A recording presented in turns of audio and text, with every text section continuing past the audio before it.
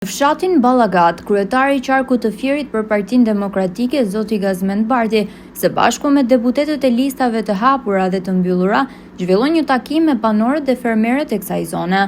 Ballagati është një zonë me njerëz punëtor dhe toka pjellore, kur prodhimet bujqësore kanë një potencial të jashtëzakonshëm. Zoti Bardhi u shpreh, nëse ka diçka të pafalshme për qeverinë e Edi Ramës, është braktisja e fermerëve.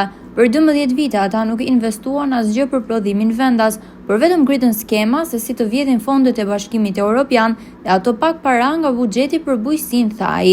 Ai theksoi se Partia Demokratike do të ndryshojë këtë gjendje të papranueshme dhe me kandidatët e saj Eduard Sharka, Sajmir Korreshi dhe Gentian Çela, po i kushtojnë një vëmendje të veçantë dialogut me fermerët për të shpjeguar programin e tyre. Aksesi në tregje përmes ndërtimit të rrugëve të reja ose përmirësimit të infrastrukturës ekzistuese do të ndihmojnë fermerët të shesin produktet e tyre, mbështetje financiare dhe teknike për të rritur cilësinë dhe sasinë e prodhimit bujqësor. Më 11 maj, me votën për Partinë Demokratike dhe numrin 1, fermerët vendosin për mirëqenien dhe pasurimin e tyre.